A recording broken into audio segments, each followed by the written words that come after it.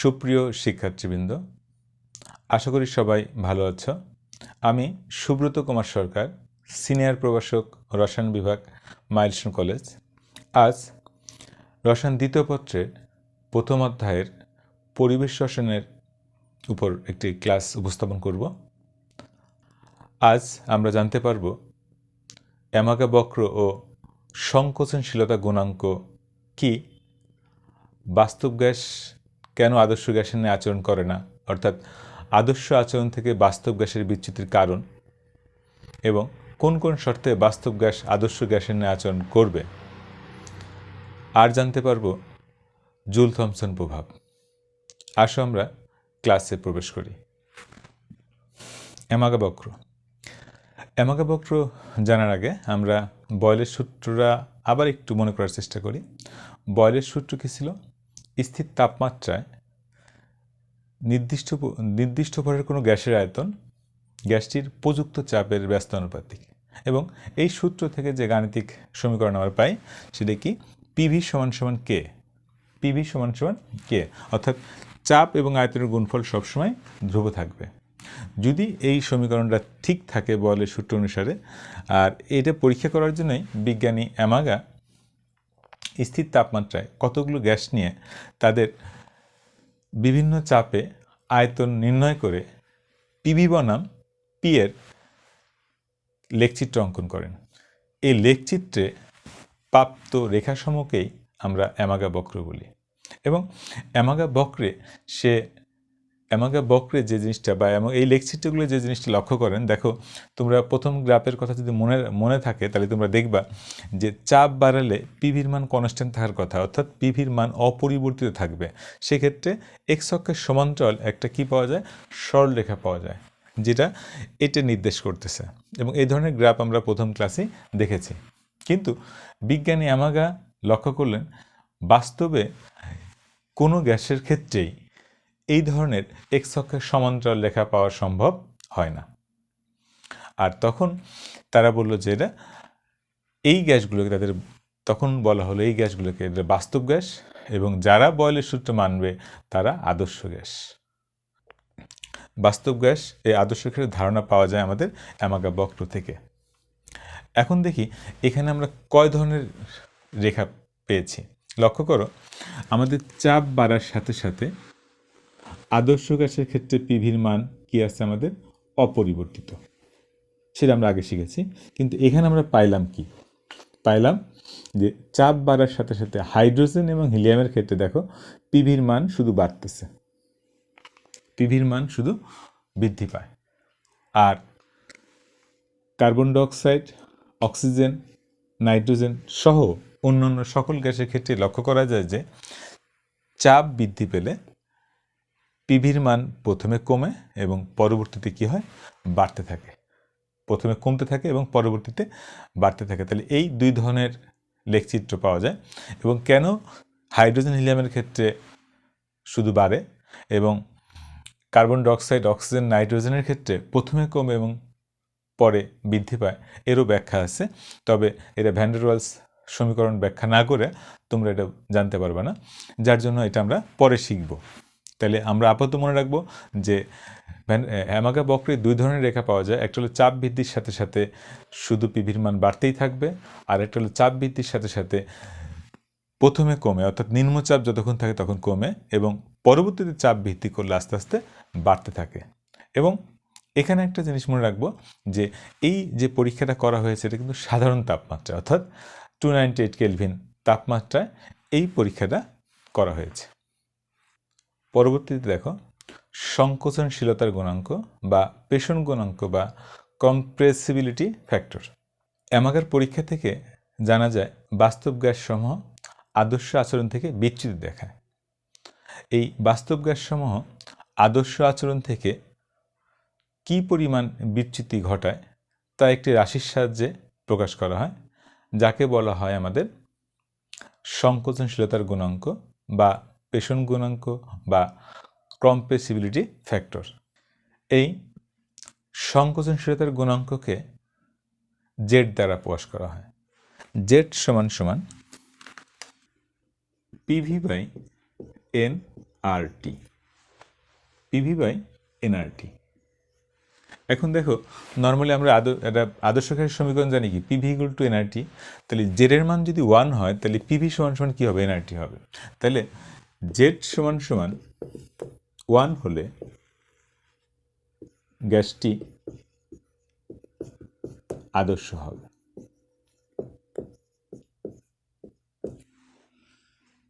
তাহলে আমরা লিখতে পারি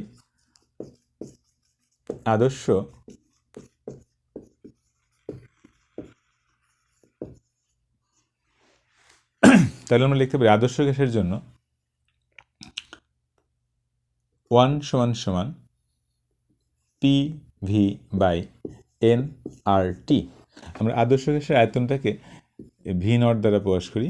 তাহলে ভি নট আদর্শ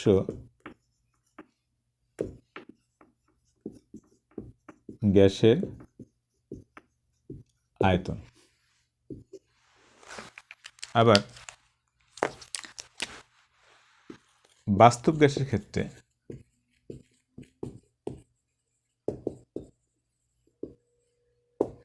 কি হবে, বাস্তব গ্যাসের ক্ষেত্রে জেড এর মান নট ইকুয়াল টু 1, কখনোই 1 হবে না, 1-এর চেয়ে কম হবে অথবা বেশি হবে। সেক্ষেত্রে আমরা তাহলে 1-এর চেয়ে কম বেশি না লিখে আমরা তাহলে কী লিখতে পারি, অতএব জেড সমান সমান পিভি বাই এন আর টি। এখানে ভিটা বাস্তব গ্যাসের আয়তন। এখন লক্ষ্য করো, যদি আমরা এটাকে 2 নম্বর সমীকরণ দেই আর এটাকে আমরা 3 নম্বর সমীকরণ দেই, তাহলে যদি আমরা 3/2 করি তাহলে কি পাই, 3-রে 2 দ্বারা ভাগ করলে জেড সমান সমান, যেহেতু 3 উপরে, তাহলে উপরে হবে কি ভি বাই এনআরটি, পি কাটা যাবে, তাহলে ভি বাই কি হবে ভি নট। তাহলে আমরা জেড সমান সমান কী পাচ্ছি, ভি বাই ভি নট। তাহলে ভিটা কি আমাদের বাস্তব গ্যাসের আয়তন আর ভি নট হলো আদর্শ গ্যাসের আয়তন। তাহলে আমরা জেড সমান সমান এটাও লিখতে পারি, এটাও লিখতে পারি যে বাস্তব গ্যাসের আয়তন ডিভাইড বাই আদর্শ গ্যাসের আয়তন। এখন লক্ষ্য করো, আমরা যেটা শিখলাম যে বাস্তব গ্যাসের ক্ষেত্রে জেড নট ইকুয়াল টু 1। এখন এই বাস্তব গ্যাসের ক্ষেত্রে জেড 1 না হলেই বাস্তব গ্যাসের বিচ্যুতি ঘটে। এখন দেখো, এই জেডের মান যদি আমাদের জেড গ্রেটার দেন 1 হলে কি হবে, জেড গ্রেটার দেন 1 হওয়া মানে কি, যে বাস্তব গ্যাসের আয়তন আদর্শ গ্যাসের আয়তন থেকে কি হবে, বড় হবে। অর্থাৎ সেক্ষেত্রে V is greater than V not. আর এটা যদি হয় তাহলে আমরা বুঝবো সেখানে কি বিচ্যুতি ঘটে, ধনাত্মক বিচ্যুতি ঘটে। এখন কোশ্চেন হতে পারে ধনাত্মক বিচ্যুতি কেন ঘটবে, যে পি বাড়ালে পিভির মান ধনাত্মক বিচ্যুতি কখন ঘটবে, মনে রাখবো যে ধনাত্মক বিচ্যুতি ঘটবে সেক্ষেত্রে যদি আমাদের যে আয়তন পাওয়ার কথা ছিল তার চেয়ে যদি বেশি আয়তন আমরা পাই, অর্থাৎ আদর্শ গ্যাসের আয়তন যেটা হওয়ার কথা ছিল যদি তার মানটা বেশি পাওয়া যায়। বেশি কখন পাওয়া যায়, যদি গ্যাস অনুসময়ের মধ্যে বিকর্ষণ ঘটে, তাহলে তাদের যে হিসাবকৃত মান তার থেকে মানটা কী হয়, বেশি হয়। তাহলে ধনাত্মক বিচ্যুতি তখনই ঘটবে যখন যে সকল অণুর গ্যাসের মধ্যে বিকর্ষণ বেশি ঘটবে, তাহলে সেক্ষেত্রে আমাদের ধনাত্মক বিচ্যুতি ঘটবে, এটা মনে রাখবো। ঠিক একইভাবে যদি আমরা বলি জেড লেস দেন 1 হলে, জেড লেস দেন 1 হবে কখন, যদি আমাদের কি হয় V less than V not হয়। অর্থাৎ সেক্ষেত্রে আমাদের যদি আয়তনের কি ঘটে, সংকোচন ঘটে। এখানে আয়তনের কি ঘটে, আয়তন যদি সম্প্রসারণ বেশি হয়ে যায় আর এটি সংকোচন ঘটে। এখন সংকোচন কখন ঘটবে, সংকোচন ঘটবে তখন যদি গ্যাসের অণুগুলোর মধ্যে আকর্ষণটা বেড়ে যায়, মানে যে আকর্ষণ থাকে তার সাথে আকর্ষণটা কি বেশি হয়, সেক্ষেত্রে কি হয় আয়তনের সংকোচন ঘটে। সেক্ষেত্রে দেখা যায় যে আদর্শ আয়তন যা হওয়ার কথা ছিল আমাদের বাস্তব গ্যাসের আয়তন তার থেকে কম হচ্ছে, আর এই ক্ষেত্রে আমাদের কি ঘটে, ঋণাত্মক বিচ্যুতি।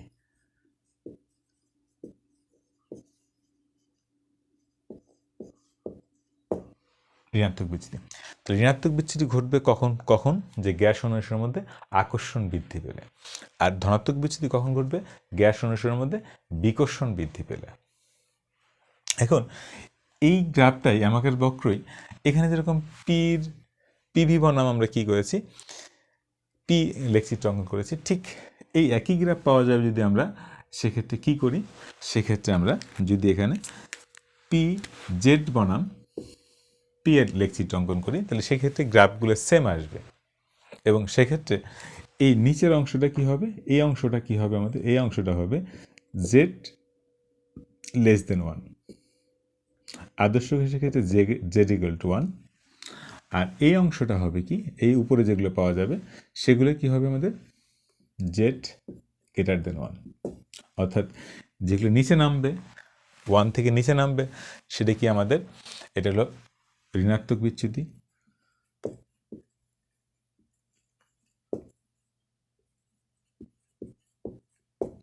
যেটা উপরে যাবে এটা আমাদের ধনাত্মক বিচ্যুতি।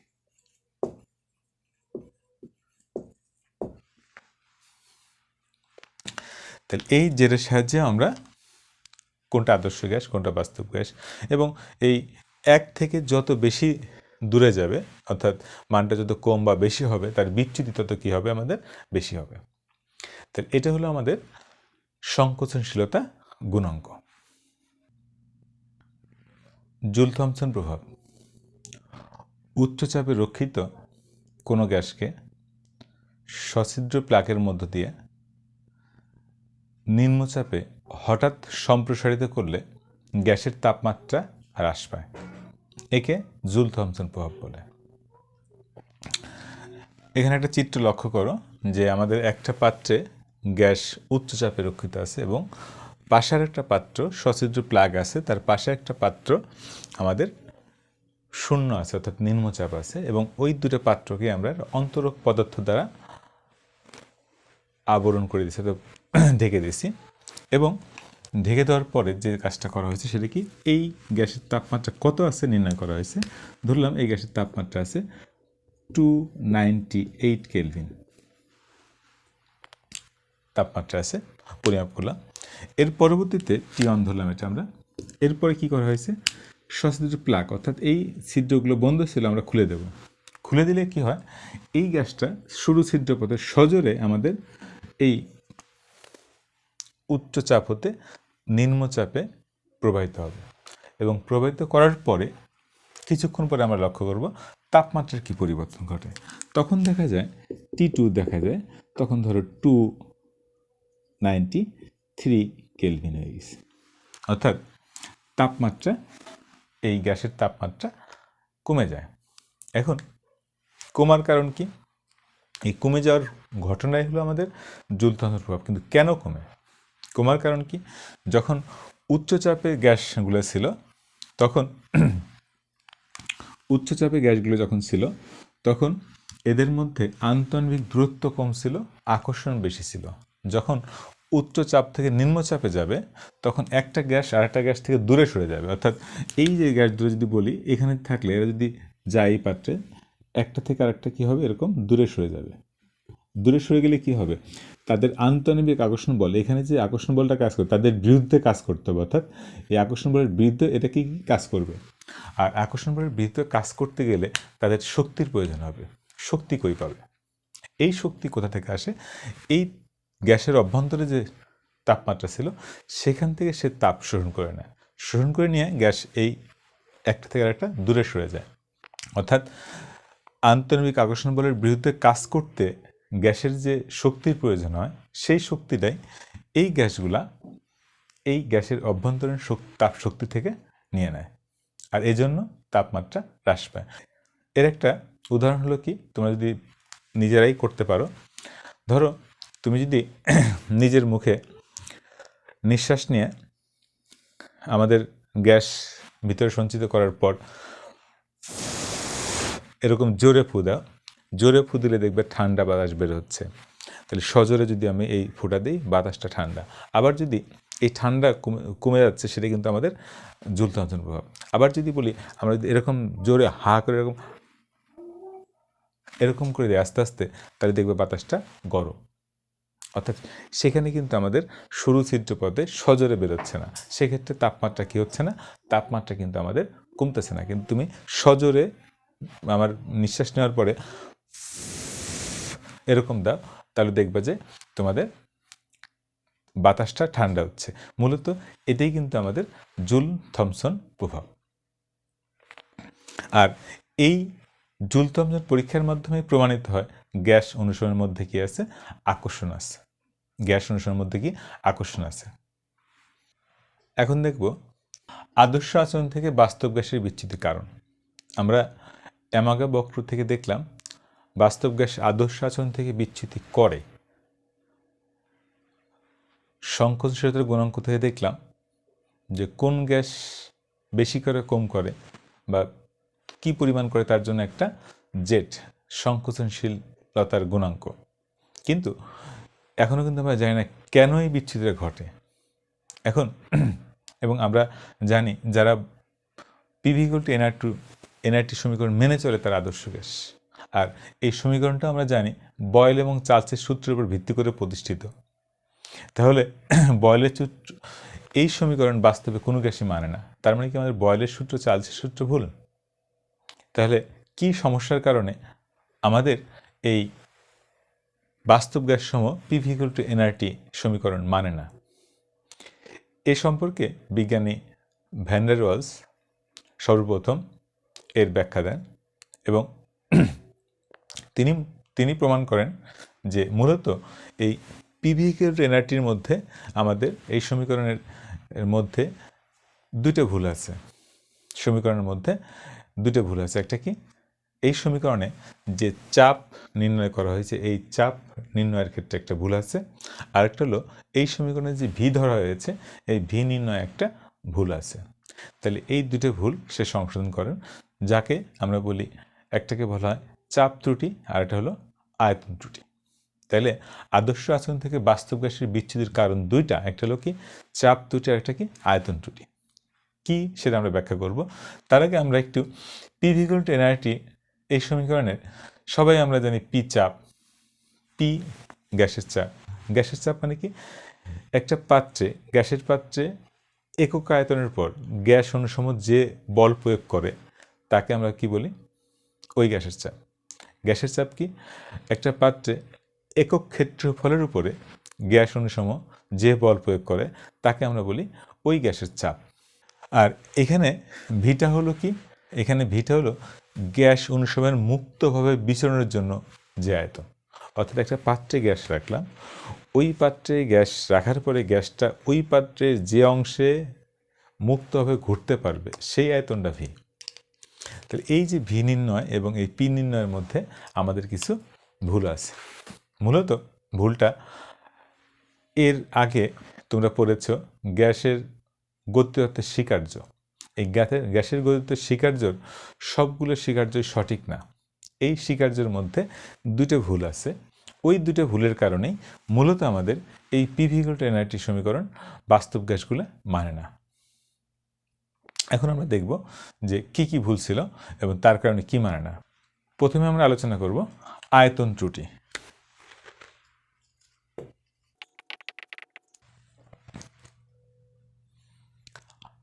আয়তন ত্রুটি জানার আগে আমরা প্রথমে আয়তন সম্পর্কিত গ্যাসের গতিতত্ত্বে কি বলা ছিল সেটা জানব। গ্যাসের গতিতত্ত্বের স্বীকার্যে বলা ছিল যে গ্যাস পাত্রের আয়তনের তুলনায় গ্যাস অণুসমূহের নিজস্ব আয়তন অতি নগণ্য।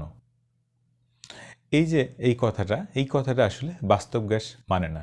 কেন মানে না? এখন লক্ষ্য করো আদর্শ গ্যাস কি বলছে আমরা আগে দেখি। আদর্শ গ্যাস বলছে, ধরো এই যে একটা গ্যাসের পাত্র, এই গ্যাসের পাত্রের আয়তন আমাদের কত আছে, ভি। এই টোটাল পাত্রের আয়তন কত আছে, ভি। এখন এর মধ্যে গ্যাস আছে, এই গ্যাসের অণুগুলোর দেখো সাইজ খুব ছোট ছোট ক্ষুদ্র ক্ষুদ্র আমরা দেখানোর চেষ্টা করেছি, ক্ষুদ্র ক্ষুদ্র। তাহলে এই গ্যাসের অণুগুলোর যে আয়তন, এই আয়তন যদি আমরা এক জায়গা করি তাহলে খুবই নগণ্য পাবো, ধরো এতটুকু জায়গা পাবো, যেটা এই টোটাল পাত্রের তুলনায় এই অংশটা নগণ্য, নাই বললেই চলে। অর্থাৎ তারা বলতেছে, আদর্শ গ্যাস বলতেছে যে এই পাত্রের আয়তন ভি থাকলে এই পাত্রের মধ্যে যতটুকু গ্যাসই থাক তার আয়তন নাই বললে চলে।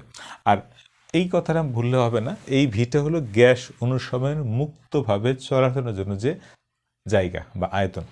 তাহলে এই টোটাল গ্যাসটাকে যদি আমি করে ফেলি, তাহলে এই পাত্রটাই পুরাটাই ফাঁকা হয়ে যাচ্ছে। তাহলে এই পাত্রের মধ্যে যে গ্যাসের অণুগুলো থাকে তারা যা ঘোরার জন্য এই পাত্রের পুরো আয়তনটাই পাচ্ছে। অর্থাৎ মুক্তভাবে বিচরণের জন্য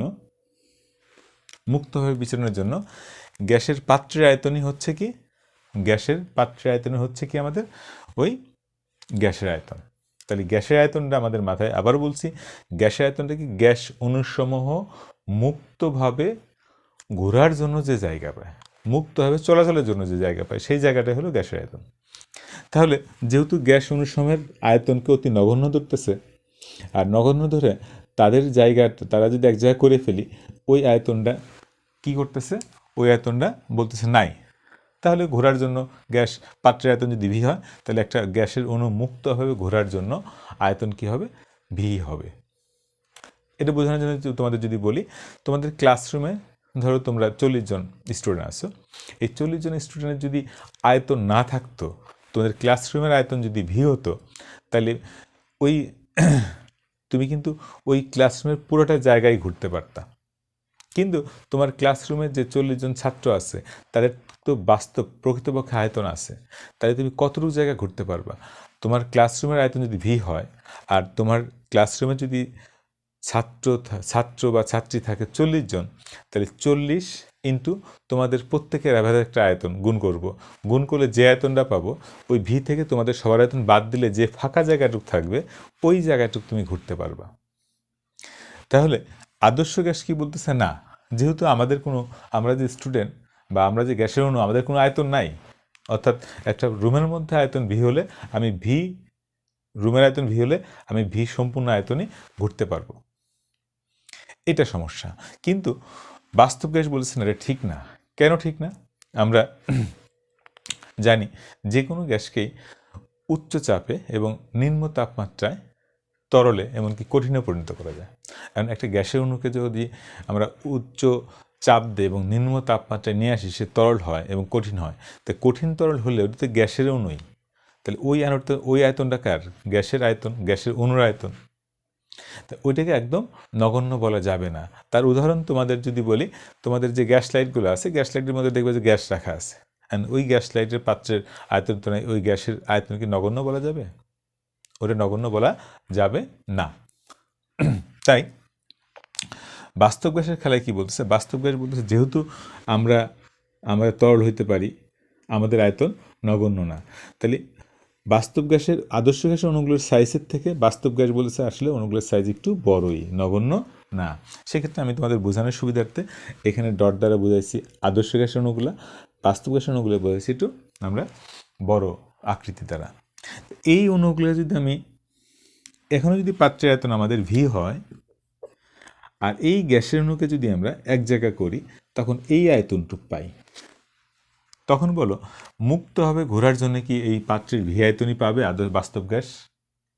তাহলে আদর্শ গ্যাসের যেহেতু এদের আয়তন ধরতেছে না, পাত্রের আয়তন ভি হলে একটা অণু পুরা আয়তনই ঘুরতে পারবে। বাট আদর্শ গ্যাসের ক্ষেত্রে, বাস্তব গ্যাসের ক্ষেত্রে কি হচ্ছে, গ্যাসের অণুগুলোর যদি আমরা কঠিন তরল করি, তাহলে তার আয়তন হচ্ছে এতটুকু। আয়তন হচ্ছে কতটুকু আমাদের? এতটুকু। তাহলে আমার পাত্রের আয়তন যদি ভি হয়, এটুক ভি, আর এইটুকুর আয়তন তো আমরা এই অংশ তো ঘুরতে পারবো না। এই অংশটা একটা গ্যাস অণু ঘুরে, কারণ তারা এই জায়গাটা দখল করে আছে। তাহলে ফ্রিলি মুক্তভাবে ঘোরার জন্য কতটুকু আয়তন আমাদের? মুক্তভাবে ঘোরার জন্য আমাদের জায়গা কতটুকু? মুক্তভাবে ঘোরার জন্য আমাদের জায়গা হলো এই অংশটা। এই অংশটায় সে মুক্তভাবে ঘুরতে পারবে। তাহলে এই অংশটা কতটুকু? এই অংশটা কতটুকু? যদি টোটাল পাত্রের আয়তন ভি হয়, আর এই অংশের আয়তনটা বাদ দেব, তাহলে এই অংশের আয়তনটা গ্যাসের আয়তন। সেক্ষেত্রে ভ্যান ডার ওয়ালস যে জিনিসটা করেছেন সেটা কি, একমূল গ্যাসের আয়তন সে নির্ণয় করছে, একমূল গ্যাসের নিজস্ব আয়তন। তাহলে সে কিভাবে এটাকে সংশোধন করছে আমরা দেখব। তাহলে আমরা কি বলবো, একমূল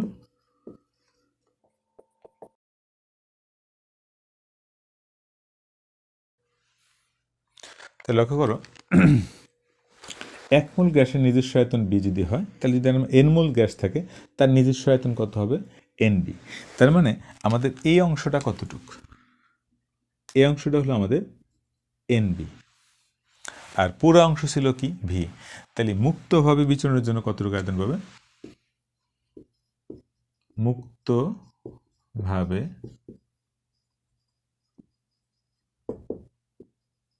জন্য প্রাপ্ত আয়তন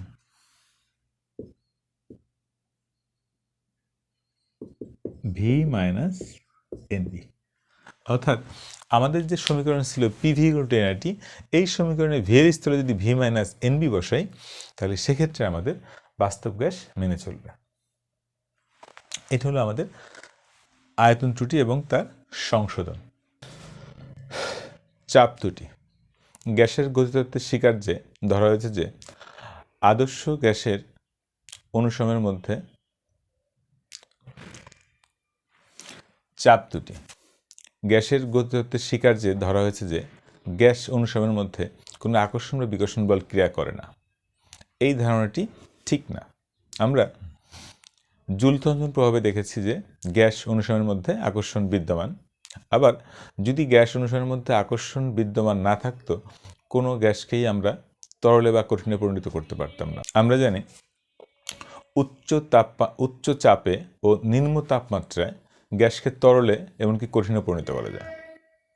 যেহেতু কঠিন বস্তুর অনুসময়ের মধ্যে আকর্ষণ বিদ্যমান, তাহলে ওই কঠিন বস্তু যখন গ্যাসীয় অবস্থায় ছিল তখনও তার মধ্যে আকর্ষণ বিদ্যমান ছিল। যদি আকর্ষণ না থাকতো তাহলে গ্যাসকে তরলে বা কঠিনে পরিণত করা যেত না।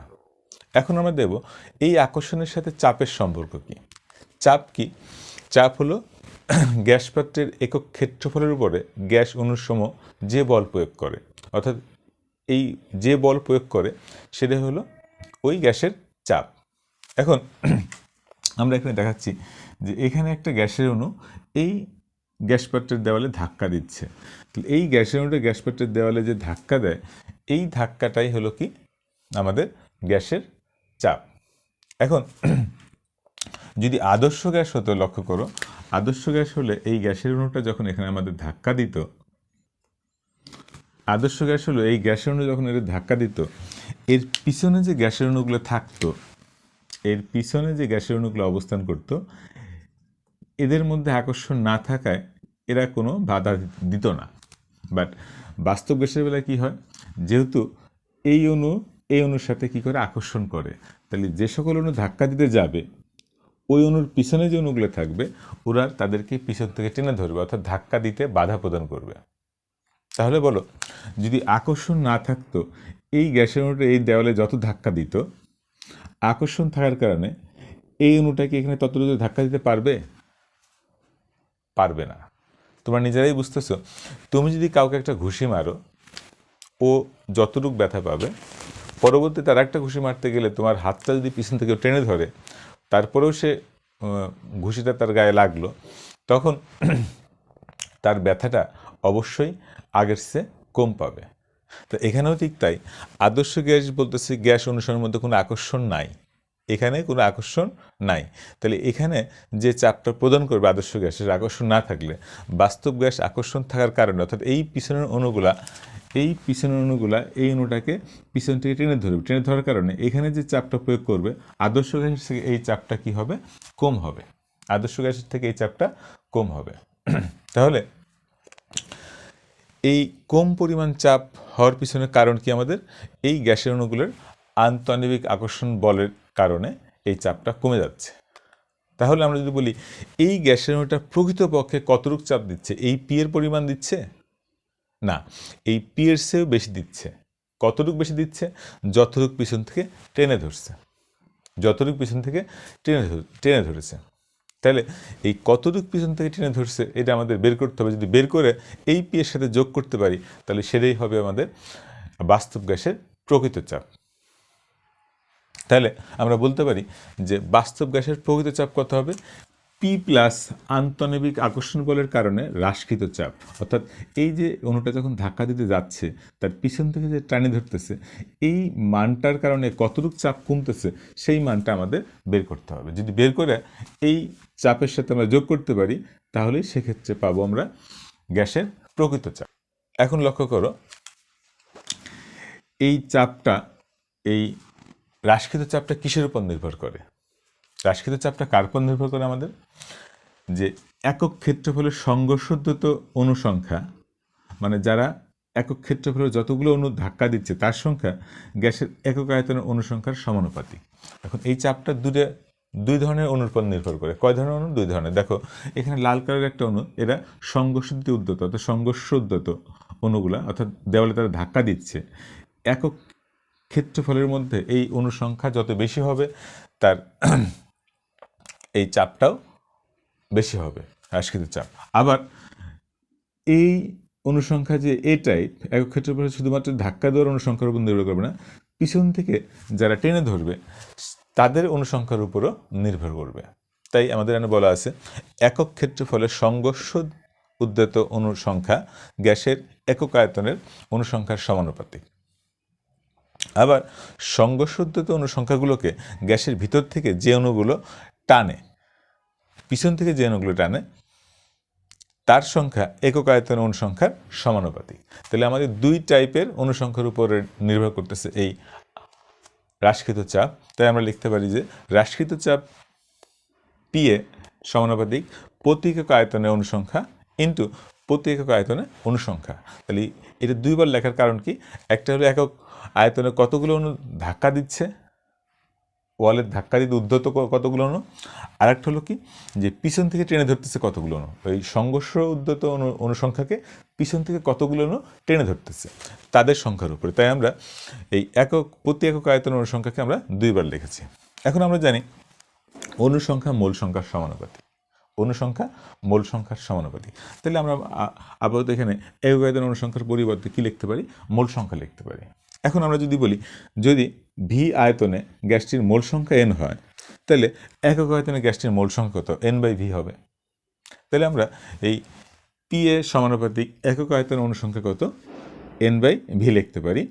ঠিক একইভাবে এখানেও এন বাই ভি বসাইতে পারি। তাহলে এখানে একটা সমানুপাতিক ধ্রুবক নিচ্ছি যাকে আমরা ভ্যান ডার ওয়ালস ধ্রুবক বলি এ।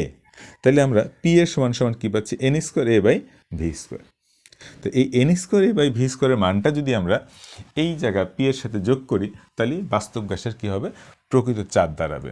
তাহলে সেক্ষেত্রে বাস্তব গ্যাসের প্রকৃত চাপ কত হয়? লক্ষ্য করো আমরা যে P plus N square A by V square. অর্থাৎ আদর্শ গ্যাসের সমীকরণে যে চাপটা আমরা পি ধরেছি বাস্তব গ্যাসের ক্ষেত্রে তার চাপের মান হবে P plus N square A by V square. P plus N square A by V square. তোমাদের এই অংশটা না লিখলেও সমস্যা নাই, এটা তোমাদের জেনে রাখার জন্য আমি তোমাদের বুঝাই দিলাম যে এই মানটা কিভাবে আসে। কিন্তু তোমাদের বলতে হবে হ্রাসকৃত চাপের মান পাওয়া যায় N square A by V square. কষ্ট করে না করলেও সমস্যা নাই। তাহলে আমাদের সমীকরণটা কি দাঁড়ায়? সমীকরণটা দাঁড়াবে হলো এন মোল গ্যাসের জন্য ভ্যান ডার ওয়ালস সমীকরণটি কত হবে? আমাদের P plus N square A by V square আর ভি মাইনাস এন বি সমান সমান এন আর টি। তাহলে এটাই হলো আমাদের ভ্যান ডার ওয়ালস সমীকরণ এবং চাপ দুটির সংশোধন বাস্তব গ্যাস সমূহের আদর্শ আচরণ করার শর্ত। অর্থাৎ কি করলে বাস্তব গ্যাস আদর্শ গ্যাসের ন্যায় আচরণ করবে? লক্ষ্য করো এখানে দুইভাবে আমরা বাস্তব গ্যাসগুলোকে আদর্শ গ্যাসের ন্যায় আচরণ করতে পারি। প্রথম শর্ত উচ্চ তাপমাত্রা। এখন কোনো গ্যাস এখানে রাখা আছে, এর তাপমাত্রা বাড়ালে গ্যাসটা আদর্শ গ্যাসের ন্যায় আচরণ করবে। কেন করবে? আমি যদি এই গ্যাসের তাপমাত্রা বৃদ্ধি করি তাহলে গ্যাসের অণুগুলোর কি হবে? গতিশক্তি বাড়বে। গতিশক্তি বাড়লে কি হবে? তাদের মধ্যে আন্তঃনৈবিক চাপ বাড়বে। গতিশক্তি বাড়লে কি হবে? চাপ বাড়বে। চাপ বাড়লে এই পিস্টনটা যদি চাপ স্থির রাখি আমরা যেহেতু চাপ পিস্টনটা স্থির এই অবস্থা আছে, যখন চাপ বাড়বে ভিতরে এই পিস্টনটা আস্তে আস্তে কী হবে, উপর দিকে উঠতে থাকবে, এবং পিস্টনটা আস্তে আস্তে উপর দিকে উঠতে থাকলে এদের কী বেড়ে যাবে, আয়তনটা বেড়ে যাবে। অর্থাৎ সেক্ষেত্রে কী হবে, আমাদের এই আয়তনটা যে ভি ছিল পরবর্তী তার আয়তন হয়ে যাবে V1, অর্থাৎ আগের থেকে এই ভিটা কী হবে, বেড়ে যাবে। আর ভি বেড়ে গেলে এই ভি এর জন্য এই গ্যাসের আয়তন, যদি এই গ্যাসটাকে আমরা এতটুকু করি, এই গ্যাসের আয়তন যদি নগণ্য না হয়, যখন আমাদের তাপমাত্রা বাড়ালাম, তাপমাত্রা বাড়লে গ্যাসের অণুর গতিশক্তি বাড়বে, গতিশক্তি বাড়লে ছোটাছুটি বেড়ে যাবে, ছোটাছুটি বাড়লে কী হবে, চাপ বেড়ে যাবে। অর্থাৎ এখানে ভিতরে চাপ বেড়ে যাবে, এই পিস্টনের উপর চাপ দিলে এই পিস্টনটা আস্তে আস্তে কী হবে, উপর দিকে উঠবে, উপর দিকে উঠলে আমাদের কী হবে, তার আয়তন বাড়বে। আয়তন বাড়লে কী হবে, অণুগুলোর মধ্যে দূরত্ব বেড়ে যাবে, দূরত্ব বাড়লে কী হবে, আকর্ষণ কমে যাবে। তাই লক্ষ্য করো, তাপ দিলে গতিশক্তি বাড়ে, গতিশক্তি বাড়লে তাদের কি হয়, গ্যাসের চাপ বেড়ে যায়, তখন তাদের আয়তনটা বেড়ে যাবে। তখন এই ভি বেড়ে যাওয়াতে এই ভি এর তুলনায় গ্যাস তো আর বাড়ে না, গ্যাস যতটুকু ছিল ততটুকু, অর্থাৎ এটা হলো আমাদের কি, এটা হলো আমাদের এনবি। তো এই ভি এর তুলনায় এই এনবিটা কী হবে, নগণ্য হবে। তখন আমরা এনবিটাকে বাদ দিতে পারবো, অর্থাৎ তখন উচ্চ তাপমাত্রায় কী লিখতে পারবো আমরা, ভি মাইনাস এনবির পরিবর্তে, যেহেতু এটা নগণ্য, কী লিখতে পারবো, ভি। আবার তাপমাত্রা বাড়লে গ্যাসের গতিশক্তি বাড়ে, আকর্ষণও কমে যায়, আকর্ষণও কমে যায়, দূরত্ব বাড়লে আকর্ষণ কমে, এবং তাপমাত্রা বাড়লে তাদের মধ্যে ছোড়াছুড়ি বেড়ে যায়, ছোড়াছুড়ি বাড়লে কী হয়, আকর্ষণটা কমে যায়। আর আকর্ষণ কমে গেলে তখন আমরা কি বলতে পারি, এই আকর্ষণ বল n square A by V স্কোয়ারের মানও নগণ্য হয়ে যায়। অর্থাৎ P plus N square A by V স্কোয়ারের পরিবর্তে আমরা শুধু কি লিখতে পারি, পি লিখতে পারি। তখন সমীকরণটা কী দাঁড়ায়, এখান থেকে তুমি বাদ দিলে কী দাঁড়ায়, পি, আর ওইখানে থাকে ভি সমান সমান এন আর টি, অর্থাৎ তখন সেটা আদর্শ গ্যাসের জন্য আদর্শ গ্যাসের ন্যায় হয়ে যায়। তাহলে উচ্চ তাপমাত্রায় গ্যাসের অণুগুলোর গতিশক্তি বাড়ে, গতিশক্তি বাড়লে আন্তর্মিক আকর্ষণ বল কমে যায়, আন্তর্মিক আকর্ষণ বল কমে যাওয়া মানে N square A by V স্কোয়ারের মানটা নগণ্য ধরা যায়। সেক্ষেত্রে P plus N square A by V square সমান সমান পি লেখা যায়। আবার তাপ দিলে গ্যাসের আয়তনও বেড়ে যায়, আয়তন বাড়লে কি হবে, এই নিজস্ব আয়তনের চেয়ে পাত্রের আয়তন অতি বেশি হওয়ার কারণে এটা নগণ্য হবে। তখন এনবিটাও আমরা বাদ দিতে পারি, অর্থাৎ ভি মাইনাস এনবির পরিবর্তে শুধু ভি লিখতে পারি, এটা বাদ দিলে। সেক্ষেত্রে এই মানগুলো যদি আমরা এখানে বসাই, তাহলে পি প্লাস এনআরটি হয়, যেটা কার জন্য গ্যাস, আদর্শ গ্যাস। তখন ওই বাস্তব গ্যাসটা আদর্শ গ্যাসের ন্যায় আচরণ করবে। এটা হলো উচ্চ তাপমাত্রায়। এরপরে দেখো নিম্নচাপে কি হয়, নিম্নচাপ মানে কি, ধরো এই গ্যাসটা এই আয়তনের রয়েছে, তখন তার চাপ ছিল পি, তখন তার চাপ ছিল কত, পি। এখন যদি আমি এর চাপ কমাইতে চাই, তাহলে কি করব, এই পিস্টনটা আস্তে আস্তে উপর দিক নিয়ে যাবো, অর্থাৎ কী হবে, তার আয়তন বেড়ে যাবে, আয়তন বাড়লে কি হবে, গ্যাসের চাপটা কমে যাবে, গ্যাসের চাপটা কি হবে, কমে যাবে। তাহলে আয়তন বাড়লে গ্যাসের চাপ কমে যাবে, কমে গেলে কি হবে, তোমাদের সহজ কথা, তোমরা যদি এক রুমে 100 জন থাকো, ওই রুমটা যদি তুমি 5 গুণ করে দাও, তাহলে তোমাদের চাপটা কমে যাবে। ঠিক তাই এখানে যখন এই পিস্টনটা আমরা আস্তে আস্তে উপরে নেবো, আয়তন বাড়বে, এই গ্যাসের চাপটা কমে যাবে। আর চাপটা যখন কমে যাবে, তখন তাদের মধ্যবর্তী দূরত্বটাও বেড়ে যাবে। তাতে কি হয়, দূরত্ব বাড়লে আকর্ষণ বল হ্রাস পায়, দূরত্ব বাড়লে আকর্ষণ বল হ্রাস পায়। সেক্ষেত্রে এক পর্যায়ে N square A by V স্কোয়ারের মানটা নগণ্য হয়, তখন এটা বাদ দিতে পারি। আরেকটা বাদ দিতে পারি কি, যখন ভিটা অনেক বড় হয়ে যায় এই এনবির থেকে, তখন এনবিটাও নগণ্য বলা যায়। অর্থাৎ তখন আমরা কি লিখতে পারি, নিম্নচাপে আমরা লিখতে পারি P plus N square A by V square এর পরিবর্তে প্রায় সমান পি লেখা যায়, আর ভি মাইনাস এনবি প্রায় সমান কি লেখা যায়, আমাদের ভি লেখা যায়। তখন সমীকরণটা কি দাঁড়ায়, সমীকরণটা দাঁড়াচ্ছে পি ভি ইকুয়াল টু, এখানে থাকতেছে পি, এখানে ভি সমান সমান এন আর টি। তাহলে তখন কি হচ্ছে, তখন আমাদের এটা গ্যাসটা আদর্শ গ্যাসের ন্যায় আচরণ করে। তাহলে উচ্চ তাপমাত্রায় এবং নিম্নচাপে বাস্তব গ্যাসের সম আদর্শ গ্যাসের ন্যায় আচরণ করে। সন্ধি তাপমাত্রা, যে তাপমাত্রা বা তার নিচের তাপমাত্রায় কোনো গ্যাসকে চাপ প্রয়োগ করে তরলে বা কঠিনে পরিণত করা যায়, সেই তাপমাত্রাকে আমরা কি বলি? সন্ধি তাপমাত্রা। যেমন কার্বন ডাইঅক্সাইডের সন্ধি তাপমাত্রা কত আমাদের? 31.1 ডিগ্রি সেলসিয়াস। অর্থাৎ তুমি যদি 31.1 ডিগ্রি সেলসিয়াস তাপমাত্রায় বা তার নিচের তাপমাত্রায় এই কার্বন ডাইঅক্সাইডের উপরে চাপ প্রয়োগ করো, তাহলে সে কী হবে? তরলে পরিণত হবে। কী হবে আমাদের? তরলে পরিণত হবে, এক পর্যায়ে কঠিন হবে। তাহলে এই তাপমাত্রাকেই বলবো আমরা সন্ধি তাপমাত্রা। কিন্তু আমি যদি বলি যে কার্বন ডাইঅক্সাইড গ্যাসের তাপমাত্রা 31.5 ডিগ্রি আছে, তুমি এই গ্যাসের উপরে পৃথিবীর সব চাপ দাও, তাও এই গ্যাসটা কি হবে না? তরলে কঠিনে পরিণত হবে না। তাহলে সন্ধি তাপমাত্রা কি? যে তাপমাত্রায় বা নিচের তাপমাত্রায় তুমি 28 যাও, চাপ দাও, সে তরল কঠিন হবে। বাট তার উপরে গেলে 31.1 উপরে গেলে তুমি চাপ দিয়ে তাকে তরল করতে পারবা না। তাহলে সন্ধি তাপমাত্রা কি? যে তাপমাত্রায় বা তার নিচের তাপমাত্রায় কোনো গ্যাসকে চাপ প্রয়োগ করে তরলে পরিণত করা যায়, তাকে আমরা কি বলি? সন্ধি তাপমাত্রা। কার্বন ডাইঅক্সাইডের সন্ধি তাপমাত্রা কত? 31.1 ডিগ্রি সেলসিয়াস। এরপরে দেখো আছে সন্ধি চাপ। কার্বন ডাইঅক্সাইড গ্যাসকে যদি আমি 31.1 ডিগ্রি সেলসিয়াস তাপমাত্রায় আনি, তাহলে কি সে তরল হয়ে যাবে? না, এরপরে একটা চাপ প্রয়োগ করতে হবে। অর্থাৎ সন্ধি তাপমাত্রায় কোনো গ্যাসের উপরে সর্বনিম্ন যে চাপ প্রয়োগ করলে গ্যাসটি তরলে পরিণত হবে, ওই চাপকেই বলি আমরা সন্ধি চাপ। যেরকম কার্বন ডাইঅক্সাইড 31.1 ডিগ্রি সেলসিয়াস তাপমাত্রা আনলে কিন্তু সে তরল হবে না। এরপর যদি আমরা 72.9 এটিএম চাপ প্রয়োগ করি, তাহলে সে কী হবে? তরলে পরিণত হবে। তাহলে এই চাপটাকে বলবো আমরা সন্ধি চাপ। তাহলে সন্ধি তাপমাত্রাকে আমরা টিসি, সন্ধি চাপকে পিসি দ্বারা প্রকাশ করি। এরপরে যদি এখানে 1 মোল কার্বন ডাইঅক্সাইড গ্যাস থাকতো, 1 মোল কার্বন ডাইঅক্সাইড গ্যাস যদি থাকতো, তাহলে 1 মোল গ্যাসের উপরে 1 মোল কার্বন ডাইঅক্সাইড গ্যাসকে যদি আমরা সন্ধি তাপমাত্রায় এনে সন্ধি চাপ প্রয়োগ করি, তাহলে এই গ্যাসটা কি হয়ে যাবে? তরল হয়ে যাবে। তখন তার একটা আয়তন আসবে।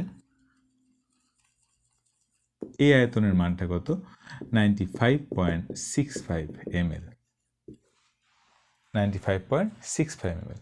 তাহলে সন্ধি 1 মোল পরিমাণ গ্যাসকে সন্ধি তাপমাত্রায় সন্ধি চাপ প্রয়োগ করলে ওই গ্যাসের যে আয়তন পাওয়া যায় তাকে আমরা বলি সন্ধি আয়তন, যাকে আমরা কি দ্বারা প্রকাশ করি?